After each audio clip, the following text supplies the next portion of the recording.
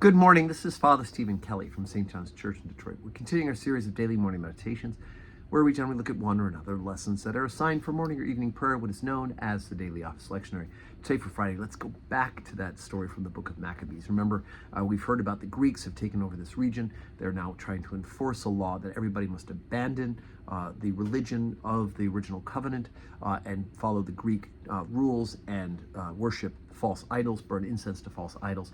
And some of the people have given in, they've acquiesced to this demand and have gone apostate. But meanwhile, this family of the Maccabees rise up and they, as we will see, lead the revolt. So we're on 1 Maccabees 2, beginning at verse 15. In the meanwhile, the king's officers, such as compelled the people to revolt, came into the city of Modin to make them sacrifice. And when many of Israel came unto them, Mattathias also and his sons came together. Then answered the king's officer and said to Mattathias on this wise, Thou art a ruler and an honorable and great man in the city, and strengthened with sons and brethren. Now therefore come thou first, and fulfill the king's commandment, like as all the heathen have done, yea, and the men of Judah also, and such as remain at Jerusalem. So shalt thou and thy house be in the number of the king's friends, and thou and thy children shall be honored with silver and gold, and many rewards. Then Mattathias answered and spake with a loud voice, Though all the nations that are under the king's dominion obey him, and fall away every one from the religion of their fathers, and give consent to his commandments, we will not hearken unto the king's words to go from our religion, either on the right hand or on the left. Now, when he had left speaking these words, there came one of the Jews in the sight of all to sacrifice on the altar, which was at Modin, according to the king's commandment. Which thing, when Mattathias saw, he was inflamed with zeal, and his reins trembled.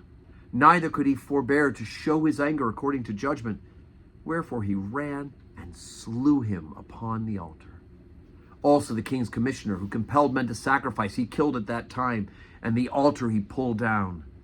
Thus dealt he zealously for the law of God, as Phinehas did unto Zambri the son of Solomon. And Mattathias cried throughout the city with a loud voice, saying, Whosoever is zealous of the law and maintaineth the covenant, let him follow me.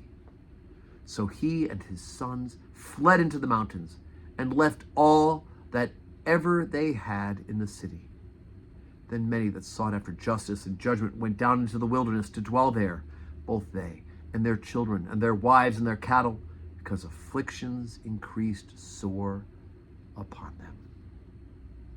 Okay, so the way the current Apocrypha or Deuterocanonical books are numbered, there are 4 books of Maccabees, although originally they were broken up into just 2 books. So we're really at the very beginning of the first book. The rest will be the adventure of them in this revolt against the Greeks and the ultimate reclaiming.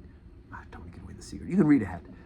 Reclaiming of the city of Jerusalem and the restoration of the true worship of the God of that one covenant that he's made with the sons of Abraham, Isaac, and Jacob.